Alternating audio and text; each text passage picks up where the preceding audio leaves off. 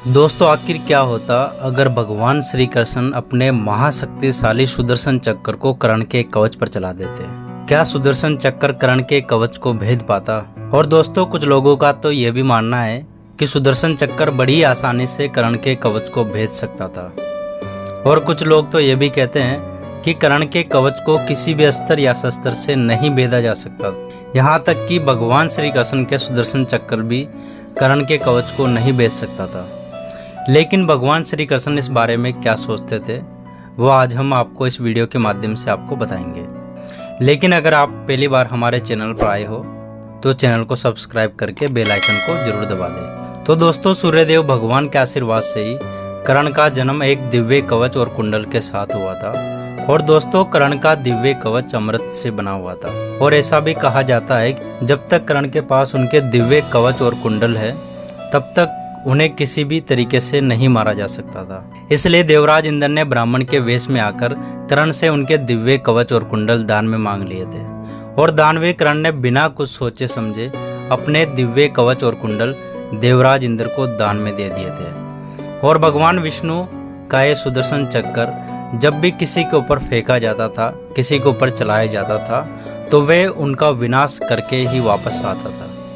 भगवान विष्णु का सुदर्शन चक्र इतना ज्यादा शक्तिशाली था कि इसकी तुलना सिर्फ महादेव के त्रिशूल से ही की जा सकती। अगर फिर भी कर्ण के पास अपने दिव्य कवच और कुंडल होते तो सुदर्शन चक्र भी इसको भेद नहीं सकता था।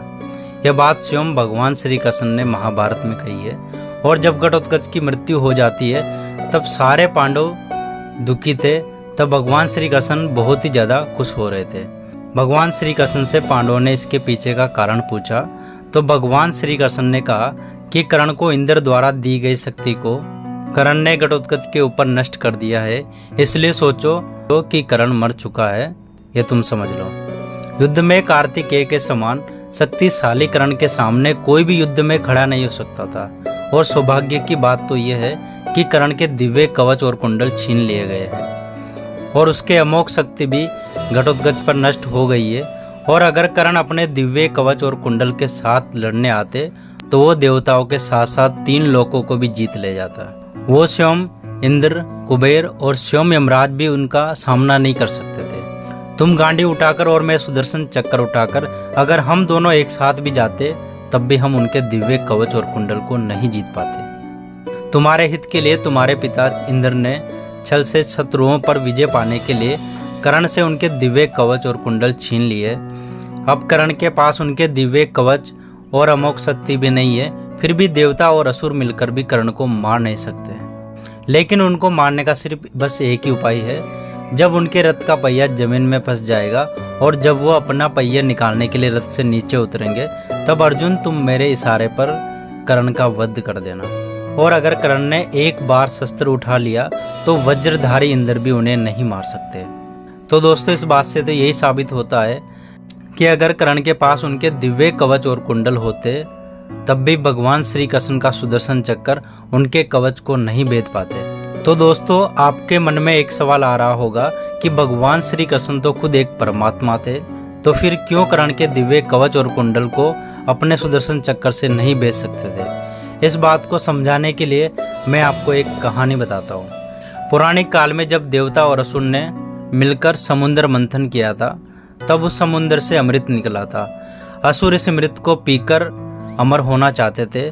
तब भगवान विष्णु ने एक लीला रची। तब भगवान विष्णु ने मोहिनी का रूप धारण किया और उन्होंने असुरों को अपने रूप से मोहित करके उनसे अमृत ले लिया। तब देवता इस अमृत को पी रहे थे, तभी एक असुर इसे पीने के लिए देवताओं के बीच में छिप गया। और जब वो असुर अमृत पी रहा था तो भगवान विष्णु ने उनका सर अपने सुदर्शन चक्र से धड़ से अलग कर दिया। लेकिन अमृत पीने के कारण उस असुर की मृत्यु नहीं हुई और उसका सर और धड़ आज भी जीवित है। उसके सर को राहु और धड़ को केतु कहा जाता है।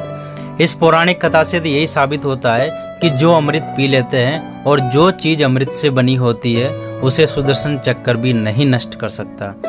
तो दोस्तों, इसका मतलब तो यही हुआ कि कर्ण के कवच को सुदर्शन चक्र भी नहीं भेज सकता था, क्योंकि दोस्तों कर्ण का कवच अमृत से बना हुआ था। दोस्तों, आपकी इस बारे में क्या राय है, हमें कमेंट करके जरूर बताएगा। और अगर आपको वीडियो अच्छी लगी है तो वीडियो को लाइक करें और हमारे चैनल को सब्सक्राइब जरूर करें और बेल आइकन को दबाना ना भूलें ताकि आने वाली हर वीडियो का नोटिफिकेशन आपको सबसे पहले मिल सके।